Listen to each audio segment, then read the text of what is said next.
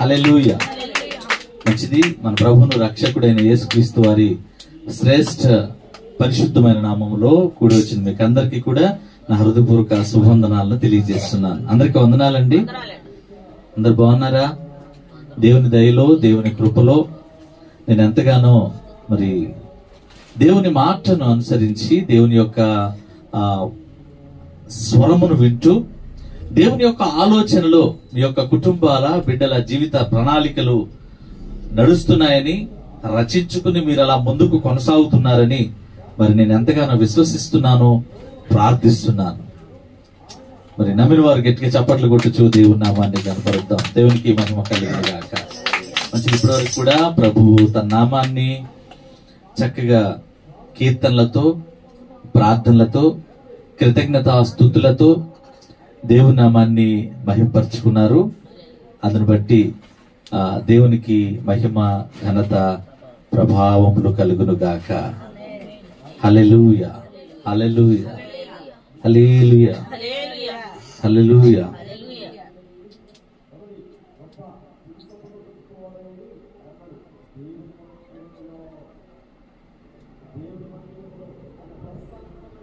కనుక ప్రభు నామాన్ని మనము కొనసాగించాలి, ప్రభు నామాన్ని ఘనపరచాలి, ప్రభు నామాన్ని మహిమపరచాలి. హల్లెలూయా. కనుక ప్రభునందు ప్రియమైన నా సహోదర సహోదరులందరికీ కూడా ఈ వారమంతా మనలను కాచి కాపాడిన విధానమును బట్టి, ఈ జీవితమంతా మనలను కాయుచున్నా, మనలను బలపరుస్తున్నా, మనలను రక్షించి ప్రతి సమాలోచననిస్తూ, ప్రతి విషయంలో స్వస్థపరుస్తూ, నీ ప్రతి వ్యాధిలోను బాధలోను ఆయన నుండి మనల్ని నడిపిస్తున్న విధానమును బట్టి మరి కృతజ్ఞతాస్తుతులు చెల్లిస్తున్నా. దేవునికి మహిమ కలుగును గాక. ఇది మన బైబిల్ చేత పట్టుకుందాం. ఈ వాక్యము సత్యము, ఈ వాక్యము జీవము, ఈ వాక్యము పరలోక మార్గము. రండి, మన మార్గములకు త్రోవను, పాదములకు దీపమునై ఉన్న వాక్యమును కొద్ది నిమిషాలు ధ్యానిద్దాం. దేవునికి మహిమ కలుగును గాక. 2వ పేతురు గ్రంథము, పేతురు 2వ గ్రంథము 1వ అధ్యాయము 2వ వచనం ఒకసారి చదువుకుందాం. హల్లెలూయా.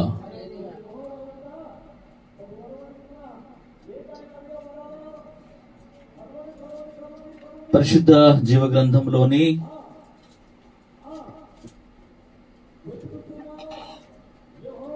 2వ పేతురు 1వ అధ్యాయము 2వ వచనం చదవగలిగిన వారు చదివి సహాయం చేయండి.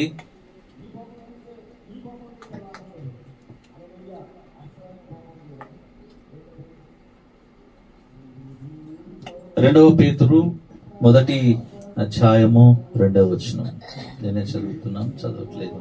తన మహిమను బట్టి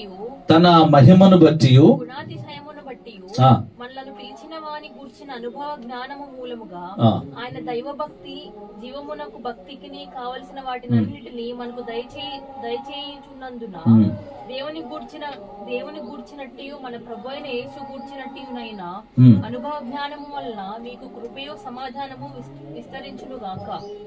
ఆమేన్.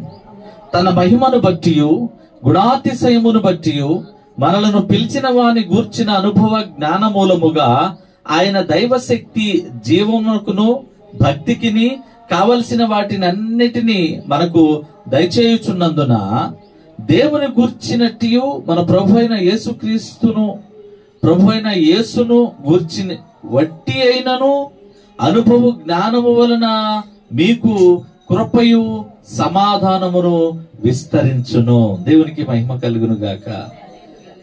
మన ఎడల పాపులమయ్యున్న, బలహీనులమయ్యున్న, అపవిత్రములయున్న, అంధకారములు ఉన్న మన ఎడల దేవుని కృప ఎలా విస్తరించబడుతుంది? నీ ఎడల దేవుని కృప ఎలా విస్తరించబడుతుంది అంటే, చూడండి, ప్రభువైన యేసుక్రీస్తు గూర్చి అట్టి అయ్యున్న అనుభవ జ్ఞానము వలన మీకు కృపయు సమాధానము విస్తరించబడుతుంది.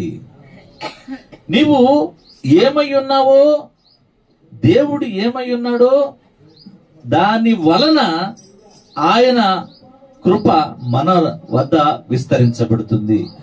నీ హృదయంలో దేవునికి ఎంత స్థానం ఇచ్చావో, నీవు నీ నమ్మికను బట్టి, నీ యొక్క విశ్వాసమును బట్టి, వాక్యమును బట్టి, గానమును బట్టి, ప్రార్థనను బట్టి దేవుని కృప నీ ఎడల నువ్వెంత విశ్వసిస్తావో అంత విస్తరించబడుతుంది. దేవునికి మహిమ కలుగును గాక. దేవుని కృప నీ ఎడల ఎలా విస్తరించబడుతుంది అంటే, చూడండి, ప్రభువు మనతో మాట్లాడుతున్నాడు.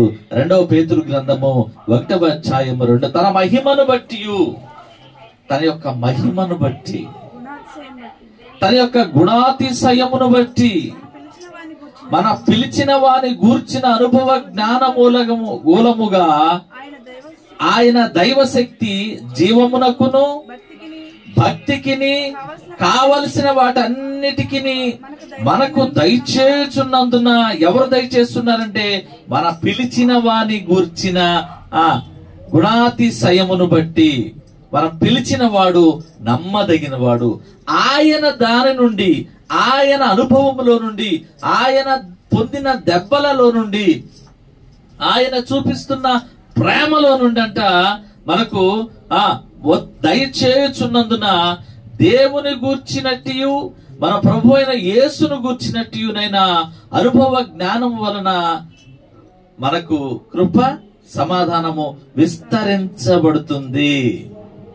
ఇంకెవరి వలనో కాదండి, మనకున్న జ్ఞానం వలన కాదు, మనకున్న సంపద వలన కాదు, మనకున్న వాహనాల వలన కాదు, మనకున్న ఉద్యోగం వలన కాదు, మనకున్న ధనము వలన కాదు, గాని కేవలము మనం పిలిచిన వాడు నమ్మదగిన వాడు, ఆయన నుండి అనుభవము, ఆయనలో జ్ఞానము చేత మనకు కృపయు సమాధానము విస్తరించబడుతుంది. దేవునికి మహిమ కలుగును గాక.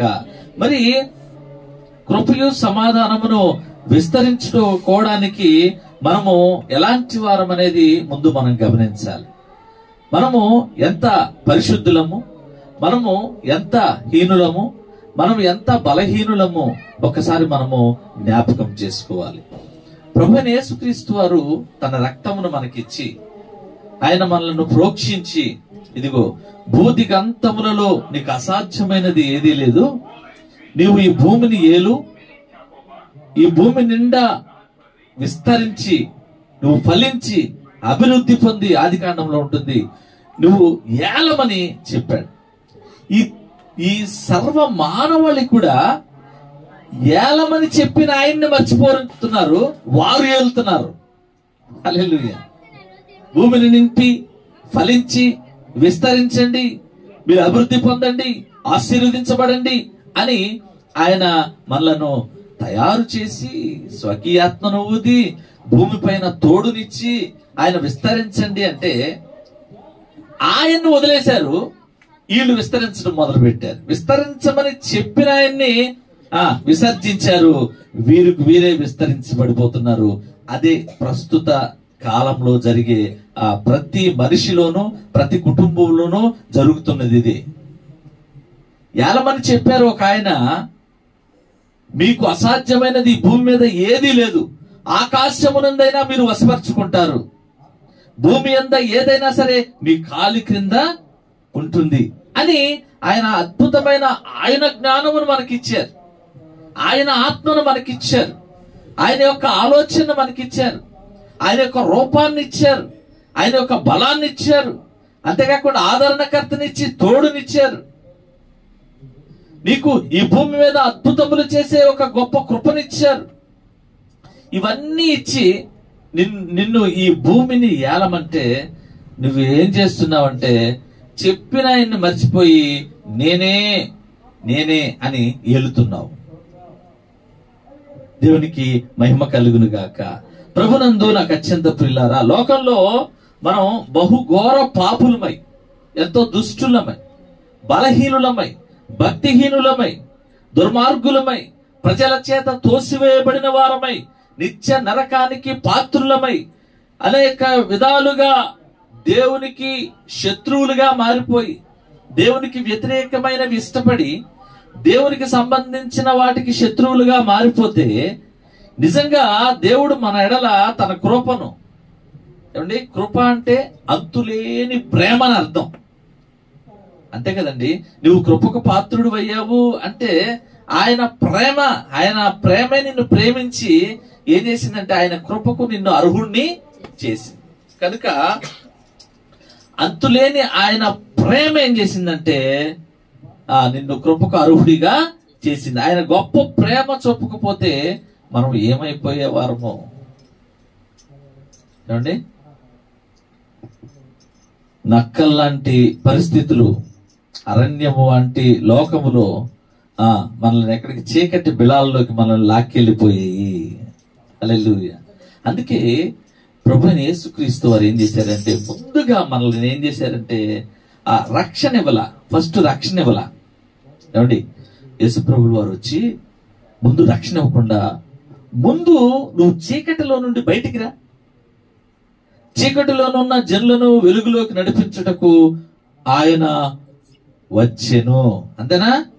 లేఖన భాగం చెప్తుంది. ముందే ఇచ్చాడంటే నిన్ను వెలుగులోకి నడిపించడానికి ఆయన ప్రయత్నము చేశాడు.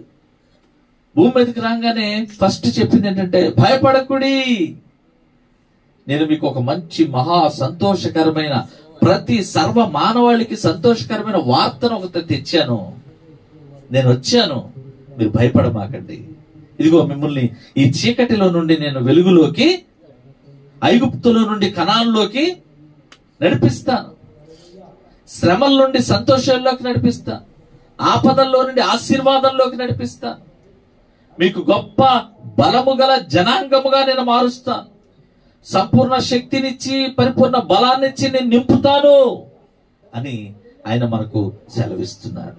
కనుక ఈ కృప, ఆయన కృప మనలను వెంటాడుతోంది. ఆయన ప్రేమ మనలను దగ్గరికి తీసుకోవడానికి ఆ ఎల్లవేళ మనకు కాచుకుని ఆయన ప్రేమ మన ఎడల కూర్చునుంది. మనం ఎంత ఘోరమైన హీనులమైన ఆయన ప్రేమ మన ఎడల విస్తరించి ఉంది.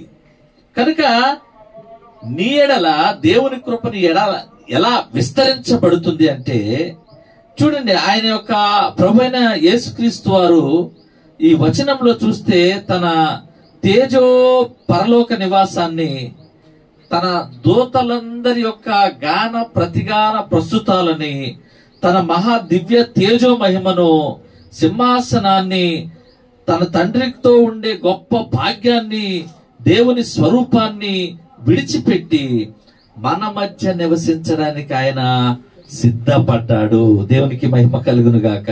రోమీయులకు రాసిన పత్రిక 9వ అధ్యాయం 5వ వచనం చదువుదాం. రోమీయులకు రాసిన పత్రిక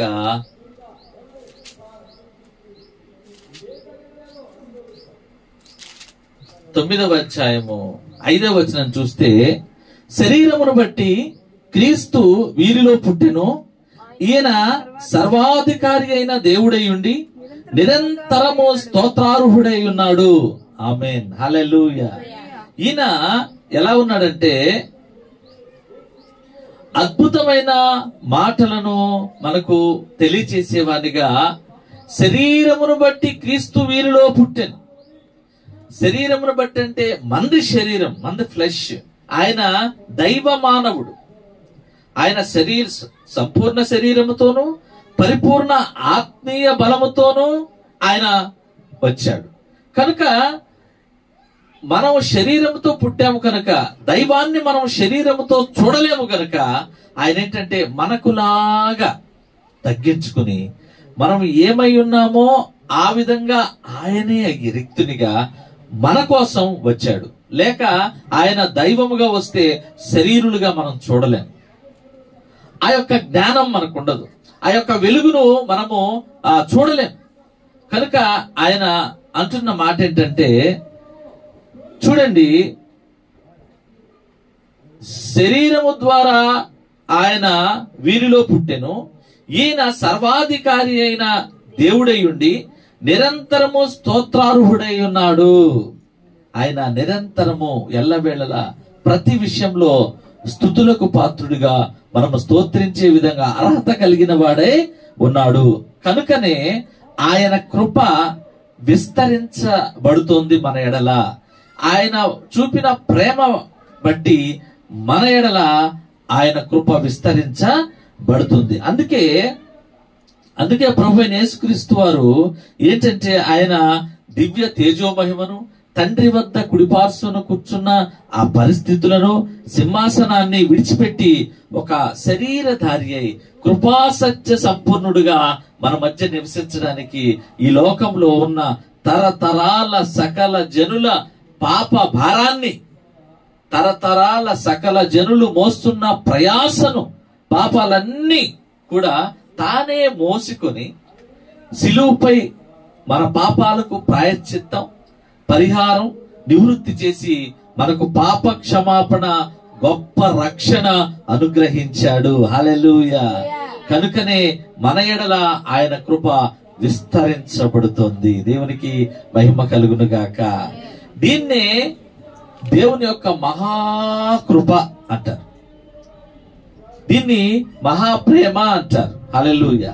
దీన్ని కృప అంటారు. కృప అంటే ఆయన ప్రేమే మనల్ని కోరుకుంది కనుక మనముగా ఏమీ చేయలేము కనుక ఆయన మహిమ, ఆయన ప్రేమ కృపగా మారింది. తన మహాకృపను బట్టి మన ప్రభువైన యేసుక్రీస్తు వారు మన ఎడల ఇంకా బహుగా తన యొక్క ప్రేమను విస్తరింపచేసి మనలను చీకటిలో నుండి ఆశ్చర్యకరమైన వెలుగులోకి తెచ్చి పరలోకం కొరకు ఇంకా బహుగా విస్తరింపచేసి మనలను చీకటిలో నుండి ఆ ఆశ్చర్యకరమైన ఒక ఎన్నడూ చూడని ఒక తేజోమహిమైన ఒక దివ్య దైవ తేజస్సు కలిగిన వెలుగులోకి మనలను పిలవడానికి పరలోకం కొరకు ఏర్పరచబడిన వంశంగా, రాజులైన యాజక సమూహంగా, పరిశుద్ధ జనముగా, సొత్తైన ప్రజలుగా చేసి ఆయన మనలను వర్ధిల్లింప చేయడానికి ఆయన కృప నేటికి కూడా విస్తరింప చేస్తోంది సకల జనముల పట్ల. గట్టిగా చప్పట్లు కొట్టుచు దేవుని నామాన్ని కనపరుద్దాం. హల్లెలూయా. 1 పేతురు 2వ అధ్యాయము 9వ వచనం చూద్దాం. 1 పేతురు 2వ అధ్యాయము 9వ వచనంలో, అయితే మీరు చీకటిలో నుండి ఆశ్చర్యకరమైన తన వెలుగులోనికి మిమ్మల్ని పిలిచిన వాని గుణాతిశయములను ప్రచురము చేయు నిమిత్తము ఏర్పరచబడిన వంశమును, రాజులైన యాజక సమూహమును, పరిశుద్ధ జనమును, దేవుని సొత్తైన ప్రజలునై ఉన్నారు. ఎంత భాగ్యం ఇచ్చాడండి. ఎందుకు పనికిరాని మనకు ఎంత భాగ్యం ఇచ్చారు. ఒక్కసారి మరలా చదువుదాం చూడండి. చీకటిలో నుండి ఆశ్చర్యకరమైన తన వెలుగులు చాలా ఉన్నాయండి. వెలుగులు చాలా రకాల వెలుగులు ఉన్నాయి. కానీ దేవుడు తన వెలుగంట. పరిశుద్ధ వెలుగు వేరు, జ్ఞాన వెలుగు వేరు, దైవికమైన వెలుగు వేరు, ఆయన యొక్క ఆశ్చర్యకరమైన వెలుగు వేరు, పరలోకపు వెలుగు వేరు. ఈ వెలుగులో కంట మనలను పిలిచి మనలనంట ఆయన గుణాతిశయములను ప్రచురం చేయ నిమిత్తము ఏర్పరచబడిన వంశముగా, రాజులైన యాజక సమూహముగా, పరిశుద్ధ జనముగా, దేవుని సొత్తైన ప్రజలుగా మనల్ని చేయడానికి ఆయన కృప విస్తరించి ఉందంట. దేవునికి మహిమ కలుగును గాక. మన ఎడల దేవుని కృప ఎంత విస్తరించబడిందో చూడండి. హల్లెలూయా, హల్లెలూయా. నీవు దీనునిగా, రిక్తునిగా తగ్గించుకుని ఆయన ఎడల వాక్యము పట్ల, పాటల పట్ల, గానము పట్ల, ప్రార్థన పట్ల నువ్వు తగ్గించుకుని ఉంటే తప్పకుండా ఆయన కృప నీ ఎడల కూడా విస్తరింపబడుతుంది. నా ఎడల ఆయన కృప ఎలా విస్తరింపబడాలి అంటే ఇదిగో తగ్గింపులోనే ఉందండి. అంత విధేయతల నుండే ఉందంత, నీ యొక్క యథార్థతలోనే ఉందంత. ఈ పాటిస్తే తప్పకుండా ప్రభు నీ ఎడల తన కృప విస్తరింప చేస్తాడు. దేవునికి మహిమ కలుగును గాక. 1 కొరింథీయులు 12వ అధ్యాయము 4వ వచనం చదువుదాం.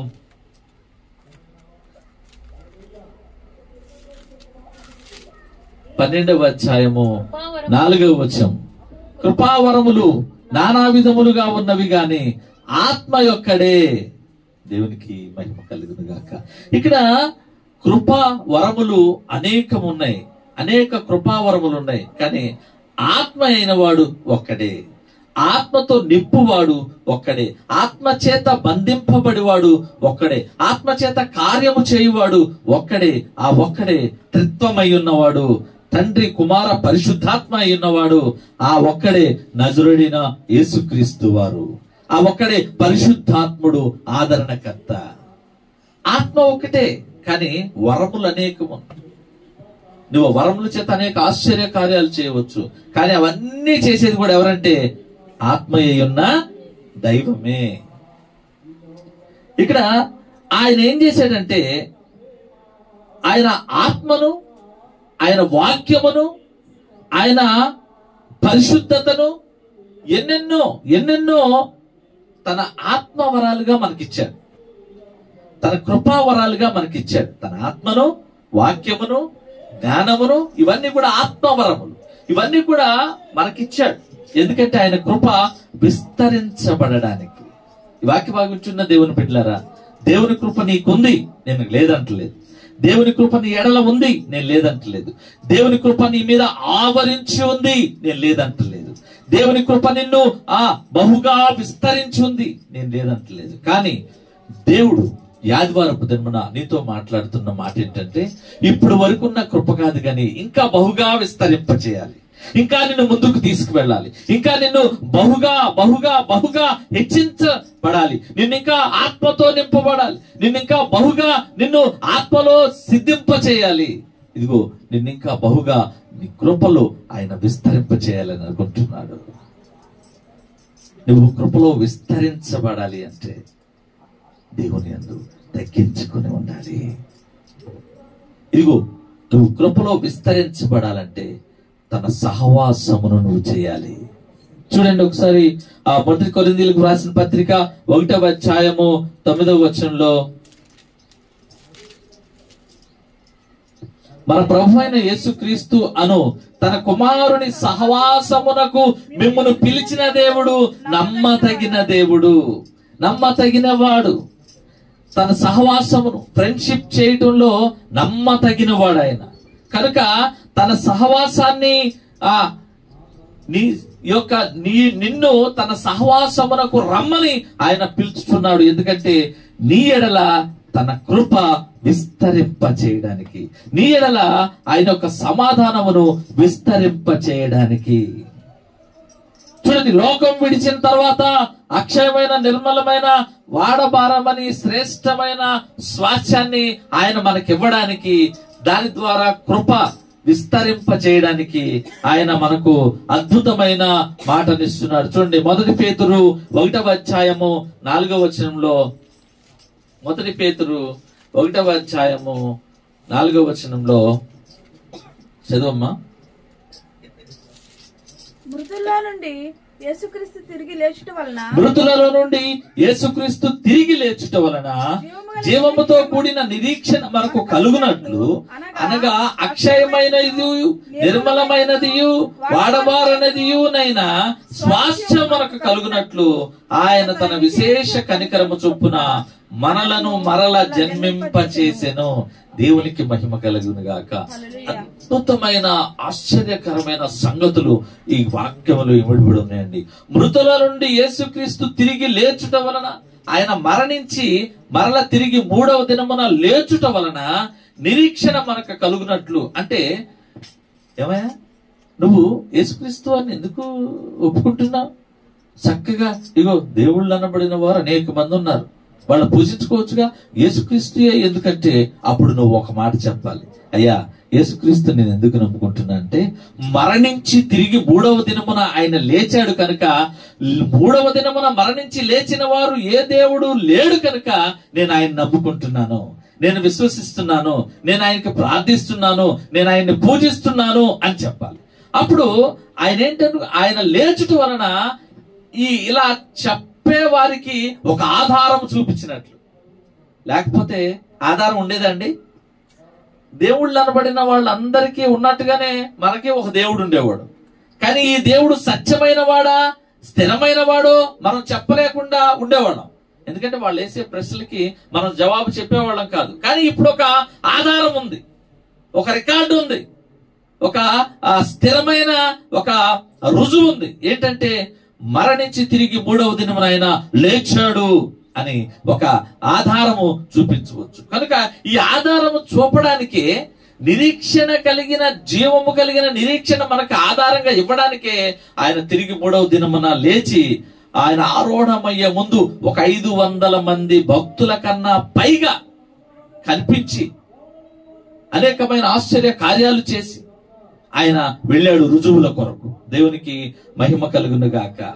ఎందుకంటే తన కృప మనడల విస్తరింప చేయడానికి. ఇక్కడ చూడండి, అంటే అక్షయమైనది, నిర్మలమైనది, వాడబారనిదియునైన స్వాస్థ్యము మనకు కలుగునట్లు, ఎప్పుడు మాయమైపోనిది, ఎప్పుడు కూడా మాసిపోనిది, ఎప్పుడు కూడా తరిగిపోనిది, ఎప్పుడు కూడా ఎన్నడూ కూడా ఎండిపోనిది, వాడబారనిది, వాడిపోనిది గొప్ప రక్షణ, నిత్య జీవం మనకు కలుగునట్లుగా, మనకిచ్చునట్లుగా ఆయన తన విశేష కనికరము చొప్పున, అంటే ప్రేమ. ఆయన మనల్ని క్షమించాడంటే ప్రేమే కదండి. ఆయన దయ చూపించాడు, కటాక్షించాడు, కనికరము చూపాడంటే ఇవన్నీ ఎలా ఎందులోకి వస్తాయంటే, ఈ కనికరము చూపడం, దయ చూపడం, మనల్ని జాలిపడటం, ఇవన్నీ కూడా దానికన్నా ముందు ప్రేమే. ప్రేమ చూపితేనే ఇవన్నీ వస్తాయి.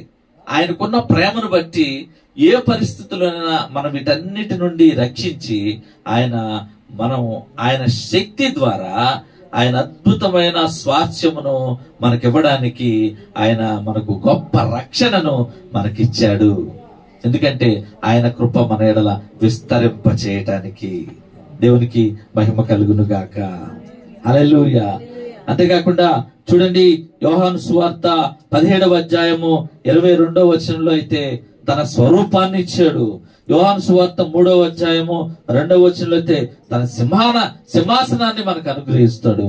తర్వాత ప్రకటన గ్రంథం 3వ అధ్యాయం 21వ వచనంలో తన సింహాసనాన్ని అనుగ్రహిస్తాడు. ఈ విధంగా సిలువ పైన మన పాపాలకు ప్రాయశ్చిత్తంగా, పరిహారంగా నివృత్తి చేసి మనల్ని ప్రభువైన యేసుక్రీస్తు వారు ఏ పాపం లేని పరిశుద్ధుడైన ఒక గొప్ప దేవునితో సమాధానపరిచాడు. హల్లెలూయా. సిలువలో ఇవన్నీ కూడా మన బదులుగా ఆయన చెల్లించి మనందరినీ కూడా దేవునితో సమాధానపరిచాడు. దేవునికి ఏ పాపం లేని మహాపరిశుద్ధుడైన గొప్ప దేవునితో మనందరినీ సంధింపచేశాడు. మనం పాత్రులుగా అవ్వడానికి కృప చూపాడు. మన పక్షముగా, మన కుటుంబాల పక్షముగా, మన పాప పక్షముగా ఆయన వ్యాజ్యమాడుతూ ఉన్నాడు. ఆయన మనలను సమాధానపరిచాడు. ఎఫెసీయులకు రాసిన పత్రిక 2వ అధ్యాయము 16వ వచనం చూడండి. ఎఫెసీయులకు రాసిన పత్రిక, తన సిలువ వలన ఆ ద్వేషమును సంహరించి దాని ద్వారా వీరిద్దరిని ఏక శరీరముగా చేసి దేవునితో సమాధాన పరచవలెనని ఇలాగు చేసెను గనుక. ఇక్కడ ఆయన కృప చేతనే మనము రక్షించబడ్డాము అనే వచనము మనకు, ఈ వచనం ద్వారా మనకు తెలియజేస్తుంది. ఇక్కడ రక్షించబడ్డాము, రక్షించాము, రక్షింపబడ్డారు అంటే కేవలం ఆయన కృప చేతనే తప్ప వేరేదేమీ కాదని మనకు తెలుస్తోంది. ఇక్కడ క్రీస్తే మన సమాధానకర్త అని ఈ వచనంలోని మాటలు మనకు తెలియజేస్తున్నాయి. తన సిలువ వలన ఆ ద్వేషమును సంహరించి దాని ద్వారా వీరిద్దరిని ఏక శరీరముగా చేసి దేవునితో సమాధానపరచవలనని ఎలాగూ చేసెను గనక ఆయనయే మనకు సమాధాన కారకుడై ఉన్నాడు. సమాధానము క్రీస్తు ద్వారానే మనకు కలుగుతుందని వచనం మనకు తెలియజేస్తుంది. కాబట్టి మనం దేవునికి, ఆయన వాక్యానికి, ఆయన సన్నిధికి, ఆయన దాసులకు ఎంత లోబడతామో అంతగా మనకు కృపయు సమాధానము మన ఎడల విస్తరించబడుతుంది. హల్లెలూయా.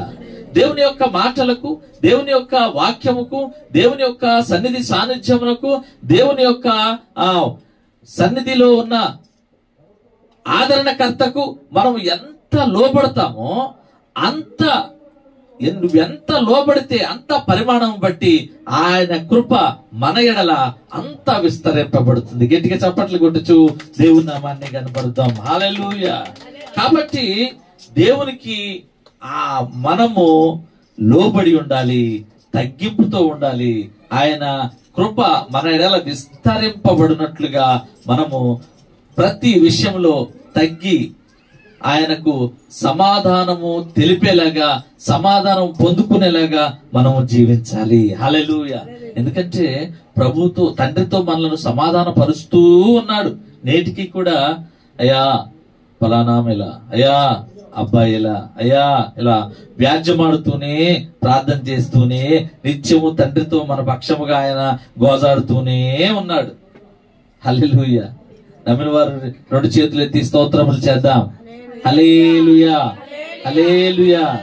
కనుక ప్రభు ఆయన కృప మన ఎడల విస్తరింపబడినట్లుగా ఆయన ఎంత అద్భుతమైన తగ్గింపుతో తండ్రి వద్ద వేచి ఉన్నాడు. కాబట్టి మనం దేవునికి, ఆయన వాక్యానికి, ఆయన సన్నిధికి, ఆయన దాసులకి, ఆయన ఆ యొక్క మందిరమునకు, ఆయన యొక్క ఆజ్ఞలకు, ఆయన యొక్క వాక్కుకు మనము విధేయులమై తగ్గించుకుని, అంతగా మనము తగ్గి ఉంటే, ఎంతగా లోబడితే అంత కృప మన ఎడల విస్తరించబడుతుంది. హల్లెలూయా. కనుక మనందరము కూడా దేవునికి లోబడాలి, విధేయత కలిగి ఉండాలి. దేవునికి కృప మన ఎడల విస్తరించబడినట్లు, దేవుని యొక్క ప్రేమ వాత్సల్యములు పొందుకున్నట్లుగా ప్రతి కుటుంబము, ప్రతి ఒక్కరు కూడా దేవుని కృప ఆయనపై విస్తరించబడినట్లు సహాయము చేయునుగాక.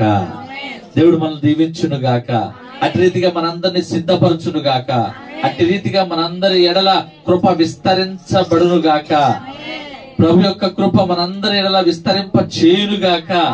అట్టి రీతిగా మనందరిని సిద్ధపరిచి ఆయన నామానికి మహిమ గల పాత్రలుగా ఉంచబడునుగాక.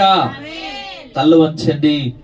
మహాపరిశుద్ధుడా, మహోన్నతుడా, జీవాధిపతి, మీకే స్తుతి స్తోత్రములు వందనాలు నాయన. ఉదయకాల సమయంలో ప్రభువా, ఇదిగోనైనా మిమ్మల్ని ఆరాధించడానికి మీ పాదముల చెంత ఉండగా మీ ఎడల నా కృప విస్తరింపబడుతుంది. ఎలా విస్తరింపబడుతుందో అద్భుతమైన మాటలు మాకు తెలియజేశారు ప్రభు. అందరు బట్టి స్తోత్రాలు అయ్యా. ప్రభు మమ్మల్ని ఒకసారి జ్ఞాపకం చేసుకోండి అయ్యా. ప్రతి బిడ్డ అయ్యా ఏ అవసరాలతో, ఏ అక్కరలో నీ వద్ద వచ్చి కూర్చున్నారో, నీ మందిరంలో చచ్చిన వారి వల్ల నీ పాదముల వద్ద పడి ఉన్నారు ప్రభు. ఒక్కసారి వారిని జ్ఞాపకం చేసుకోండి. వారు లోబడుతున్నారో లేదో, ఏ ఏ విషయాల్లో లోబడుతున్నారో, ఏ ఏ విషయాల్లో లోబడడం లేదో ఒక్కసారి వారిని జ్ఞాపకం చేసుకుని, లోబడే విధంగా వాళ్ళని మరచి సిద్ధపరిచి అయ్యా లోబడినవన్నీ కూడా లోబడినట్లుగా సహాయం చేయమని, వారు ఏ విషయంలో లోబడడం లేదో ఆ విషయంలో అయినా ప్రభా వారిని గద్దించి లోబడినట్లుగా సహాయం చేయమని అయా నీ సన్నిధికి, అయా నీ వాక్యమునకు, నీ యొక్క అయా పరిశుద్ధాత్మ శక్తికి, అయా నీ యొక్క దేవుని యొక్క ప్రాంగణమునకు, నీ యొక్క ఆజ్ఞకు, నీ యొక్క వాక్కుకు, నీ యొక్క స్వరముకు మేము ఎంత లోబడతామో అంత కృప మా ఎడల విస్తరిస్తుంది అని తెలియజేశావు ప్రభు. అందరూ బట్టి స్తోత్రాలు, వందనాలయ్యా. అయ్యా లోబడి అనేక మంది భక్తులు విజయాన్ని పొందారు. మా జీవితంలో కూడా విజయాన్ని అనుగ్రహించండి. ఏనాటి నుండో అవసరతల కోసం ప్రార్థన చేస్తున్నాను, కానీ లోబడే తత్వం నాలో లేదయ్యా. నేను లోబడడం లేదయ్యా. లోబడకుండా ప్రార్థన అయితే చేస్తున్నాను, కానీ నేను లోబడే తత్వం నాలో లేదయ్యా. అయ్యా ముందు నన్ను లోబరిచింది, ముందు నీకు విధేయులుగా ఉన్నట్టు సహాయం చేయండి ప్రభా. మీకు వందనాలు, స్తోత్రాలు. మమ్మల్ని దీవించి ఆ రీతిగా సిద్ధపరచమని సమస్తమును మీ చేతులకు అప్పచెప్తూ నజరేయుడైన యేసుక్రీస్తు వారి పరిశుద్ధమైన నామములో బ్రతిమలాడి అడిగి వేడుకొంచున్నాము తండ్రి. ఆమేన్, ఆమేన్, ఆమేన్. హల్లెలూయా, హల్లెలూయా.